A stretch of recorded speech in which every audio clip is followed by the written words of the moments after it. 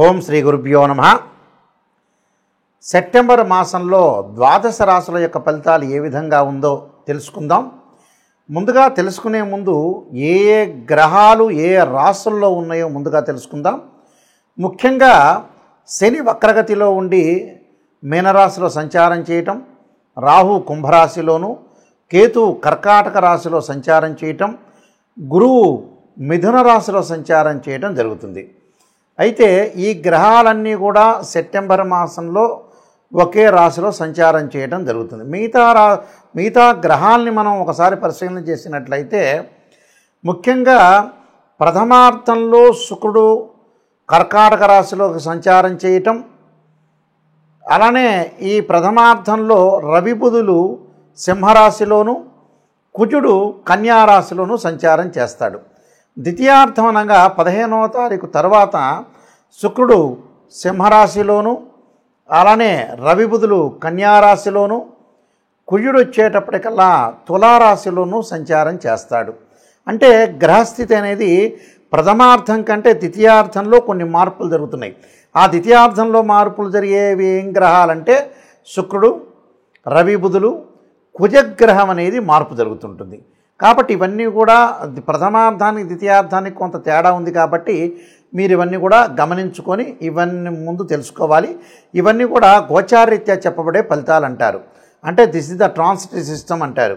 కానీ birth chart ప్రకారంగా జరిగే ఫలితాలు కావు. గోచారం అనేది ఎప్పుడు కూడా 20% రిజల్ట్స్ ఇస్తాయి. అలానే బర్త్ చార్ట్ ఎప్పుడు కూడా 80% రిజల్ట్స్ ఇచ్చే అవకాశం ఖచ్చితంగా ఉంటుంది. కాబట్టి నేను ఈ ద్వాదశ రాశుల యొక్క ఫలితాలు ఈ సెప్టెంబర్ మాసంలో ఏ విధంగా ఉన్నాయో మనం ముందుగా ఇప్పుడు తెలుసుకుందాం. కర్కాటక రాశి వాళ్ళకి ఏ విధంగా ఉండబోతుంది సెప్టెంబర్ మాసంలో మనం చూసుకున్నట్లయితే, కర్కాటక రాశి వాళ్ళకి ముఖ్యంగా వీళ్ళకి జన్మంలో శుక్రుడు ఉండటం, ఆ తర్వాత ద్వితీయంలోకి రావటం. ద్వితీయంలో శుక్రుడు ఎప్పుడు వస్తారు అందరూ గమనించాలి. సెప్టెంబర్ 15 తర్వాత ద్వితీయంలోకి శుక్రుడు వస్తాడు. అప్పుడు మనకి ద్వితీయంలో శుక్రుడు వచ్చిన తర్వాత శుభ కార్యక్రమాల నిర్వహణ, ఏదైనా అనుకున్న పనులు చేయటం కానీ, డబ్బుల విషయంలో కానీ, మొండి బాకీలు వసూలు కావటం కానీ, మనకి ఎవరైనా డబ్బులు ఇవ్వాల్సిన వాళ్ళు కానీ, బ్యాంకు లోన్లు కానీ, వ్యాపార పరంగా అనుకూలంగా ఉండేది సెప్టెంబర్ 15 తర్వాత అనుకూలంగా ఉంటుంది. అంటే లావాదేవీలు కానీ ఏదైనా మాట్లాడాలనుకున్నా కూడా బాగుంటుంది. అలానే ఇక్కడ ఏదైతే వ్యయాధిపతి తృతీయాధిపతి అయిన బుధుడు ద్వితీయ స్థానంలో ఉండటం మంచిది. ద్వితీయ స్థానంలో ఎప్పుడు ఉంటారు? మొట్టమొదటి 15 రోజుల పాటు ఉంటాడు. మొట్టమొదటి 15 రోజుల పాటు అనుకూలంగా ఉంటాడు. తర్వాత రోజుల్లో కూడా మధ్య రకమైన ఫలితాన్ని ఇస్తాడు. అంటే టోటల్గా కొంత బుధుడు అనుకూలంగా ఉంటాడు కాబట్టి వ్యాపార మార్గంలో వెళ్ళచ్చు, నూతన వ్యాపారాలు సాగించవచ్చు, వ్యాపార పరంగా కూడా విస్తరణ జరిగే అవకాశాలు బాగుంటాయి. టోటల్గా బుధుడు మీద కొంత శుభదృష్టి ఉండటం వల్ల కూడా అనుకూలంగా ఉండే అవకాశం ఒకటి ఉంది. కాబట్టి బుధగ్రహం అనేది అనుకూలంగా ఉందని చెప్పుకోవచ్చు. అలానే గురువు 12వ స్థానంలో ఎప్పుడు కూడా గురువు మంచివాడు కాదు. ఎందుకంటే షష్టమాధిపతి అయ్యాడు. ఈ షష్టమాధిపతి గురువు వ్యయస్థానంలో ఉండటము, అలానే ఇక్కడ మీనరాశికి అధిపతి కూడా గురువు అయ్యాడు. కాబట్టి కొద్దిగా జాగ్రత్త వహించాలి. ఏదైనా సరే డబ్బులకు మితంగా వాడాలి, పొదుపు చేసుకోవాలి. అయితే డబ్బులు ఇంక్రీజ్ అవుతాయి, ఫైనాన్షియల్ పరంగా ఇంక్రీజ్ అయ్యే అవకాశం అనేది ఖచ్చితంగా ఉంది. కానీ దానికి తగ్గట్టుగా వాళ్ళకి డిక్రీజ్ అయ్యే అవకాశం ఉంది. డిక్రీజ్ ఎందుకు అవుతుంది అంటే ఆస్తులు కొనుగోలు చేసే అవకాశాలు ఎక్కువగా ఉంటాయి. అంటే ఏదైతే చతుర్థ స్థానంలో వీళ్ళకి వచ్చేటప్పటికల్లా తృతీయ చతుర్థాల్లో కుజుడున్నాడో సంచరిస్తున్నాడో ఆస్తులు కొనుగోలు చేయడం అవకాశాలు ఎక్కువగా ఉంటాయి. అంటే డబ్బును కన్వర్ట్ చేసి ఎసెట్స్ రూపంలో మారిపోయే అవకాశాలు బాగా ఎక్కువగా ఉంటాయి. కాబట్టి ఎసెట్స్ రూపంలో మారటం కూడా, స్థిరాస్తి రూపంలో మారటం కూడా చాలా మంచిదే. కాబట్టి అవన్నీ కూడా అనుకూలంగా ఉన్నట్టుగానే మనం భావించుకోవాలి. అలానే ముఖ్యంగా శని యొక్క ప్రభావం ఏ విధంగా ఉండబోతుంది అని చూసుకునేటట్టయితే, భాగ్యస్థానంలో ఉన్న శని 9వ స్థానంలో శని వక్రస్థితిలో ఉండటం వల్ల ఆరోగ్యపరంగా ఇబ్బందులు కలుగుతాయి. అంటే వాహన ప్రమాదాల విషయంలో కానీ, దీర్ఘకాలిక వ్యాధులు ఉన్న వాళ్ళు కానీ కొద్దిగా అప్రమత్తంగా ఉండాలి. ఏదైతే నేను నెగిటివ్ చెబుతున్నానో ఆ నెగిటివ్ నిజంగా పాటించండి. గురువుగారు నాయకంటి గారు మాకంత పాజిటివ్ చెప్పలేదని భావించొద్దండి. కొన్ని పాజిటివ్ రిజల్ట్స్ వస్తాయి, కొన్ని నెగిటివ్ రిజల్ట్స్ వస్తాయి. లైఫ్లో మనం ఎదగాలి అని అంటే ఖచ్చితంగా నెగిటివ్ని తీసుకోవాల్సిందే. నెగిటివ్ని తీసుకొని మనం పాజిటివ్ చేసుకోవాలి. శ్రీయ లోపం పెరుగుట పెద్ద విద్య, లోపం పెరిగిన వాడే పూర్ణుడవుతాట. అందువల్ల ఆరోగ్యపరంగా ఇబ్బందులు కలగకుండా, ఎవరితోడు ఆర్గ్యుమెంట్ చేయకుండా ఉండండి. మీకు మంచి ఫలితాలు జరిగే అవకాశాలు ఉంటాయి. కొన్ని రెమెడీస్ అనేవి నేను చెప్పబోతున్నాను. ఆ రెమెడీస్ మీరు పాటించండి, మీకు మంచి జరిగే అవకాశాలు ఖచ్చితంగా ఉంటాయి. సెప్టెంబర్ మాసంలో ఈ రాశి వాళ్ళు ప్రత్యేకంగా ముఖ్యంగా గమనించాల్సిన విషయాలు ఏంటంటే, మనం ఎలాంటి రెమెడీస్ చేసుకోవాలి, ఎలాంటి రెమెడీస్ చేసుకోవటం వల్ల మన లైఫ్ని మనం ఓవర్కమ్ చేసుకునే అవకాశం అనేది ఖచ్చితంగా ఉంటుందో మనం తెలుసుకోవాలి.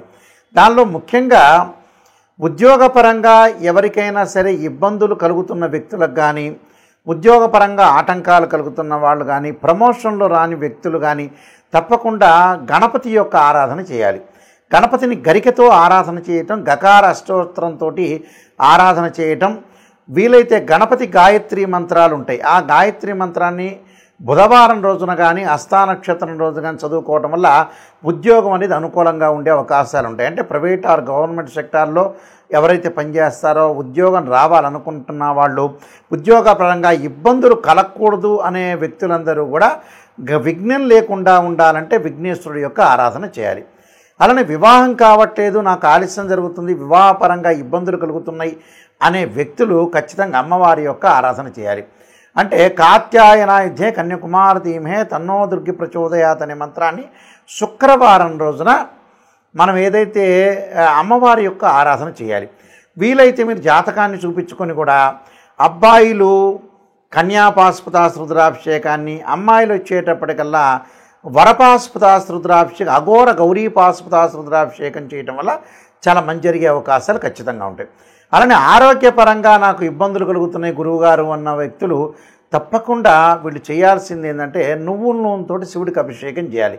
ఇది ప్రాచీనంగా చెప్పబడింది. ఇది చాలామంది కూడా ఆలోచన చేస్తారు నువ్వుల నూనెతో శివుడికి అభిషేకం చేయటం ఏందని. పురాతన కాలంలో మన శాస్త్రంలోని చెప్పబడింది. అది కేవలం శనికి సంబంధించిన శనీశ్వరుడికి సంబంధించిందే కాదు. అలానే నువ్వుల నూనెతో ఎప్పుడైతే శివుడికి అభిషేకం చేస్తామో ఆయు ప్రమాణం పెరుగుతుంది, శాస్త్రం చెప్పబడింది. అలానే మిగతా కొన్ని కోర్టు సమస్యలు ఉంటాయి. కొంతమందికి కోర్టు అన్నదమ్ముల మధ్యలో డిస్ప్యూట్స్ ఉండే వ్యక్తులు ఖచ్చితంగా సుబ్రహ్మణ్య స్వామి యొక్క ఆరాధన చేయాలి. 2 జంట సర్పాలను దానం చేయటం ఒకటి. దాని తర్వాత తత్పురుషాయ విద్యే మహాసేనాయ ధీమే తన్నో షణ్ముఖ ప్రచోదయాత్ అనే మంత్రాన్ని చదవటం వల్ల కూడా చాలా మంచి జరిగే అవకాశాలు ఖచ్చితంగా ఉంటాయి. అలానే మిగతా కొన్ని సమస్యలు ఉంటాయి చాలామందికి కూడా రకరకాలు, అంటే వివాహము, ఉద్యోగము, అలానే ఫైనాన్షియల్ పరంగా ఉండే సమస్యలు కూడా ఉంటాయి. ఈ ఫైనాన్షియల్ పరంగా ఉండే సమస్యలు కూడా వాళ్ళకు కూడా గురువు యొక్క ఆరాధన చేయమంటారు.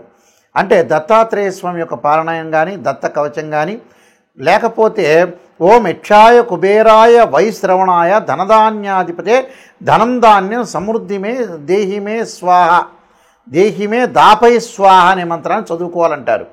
అంటే కుబేరుడు యొక్క మంత్రం అంటారు. ఓం యక్షాయ కుబేరాయ వైశ్రవణాయ ధనధాన్యాధిపతే ధనం ధాన్యం సమృద్ధిమే దేహిమే దాపై స్వాహ అనే మంత్రాన్ని గురువారం రోజున ప్రతిరోజు కూడా 11 సార్లు, అంటే ప్రాతకాలం చదవచ్చు, లేకపోతే వీలైతే ఆఫీసులకు వెళ్ళి సాయంకాలం కూడా చదవచ్చు.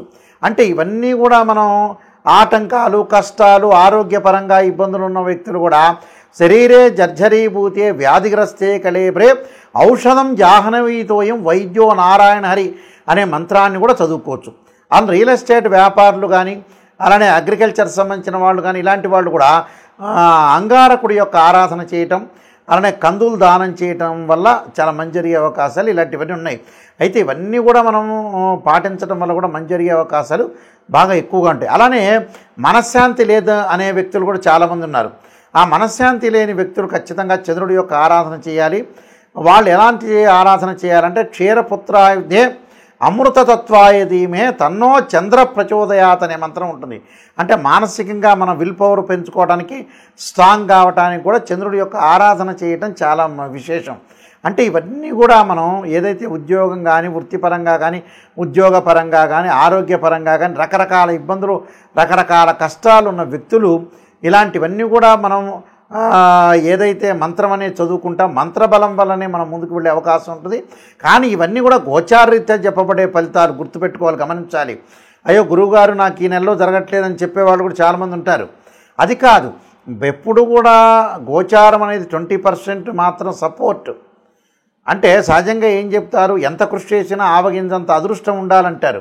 మనం కృషి చేసినా అదృష్టం కూడా కావాలి. ఆ అదృష్టానికి ఏమిటంటే గోచారం తోడ్పడుతుంది. కానీ బర్త్ చార్ట్ కూడా చాలా ఇంపార్టెంట్. ఈ బర్త్ చార్ట్ని చూసి కూడా ఆ ద్వాదశ భావాల్లో ఏ గ్రహాలు ఉన్నాయి, వారి యొక్క లగ్నం ఏంటి, ఈ ద్వాదశ భావాధిపతులు ఏంది, రాస్యాధిపతులు ఏంది, ఆయా రాశుల్లో ఏ గ్రహాలు ఉన్నాయి, ఏ దృష్టి ఉంది అని 16 లగ్న కుండల్ని మనం అనాలిసిస్ చేయాలి.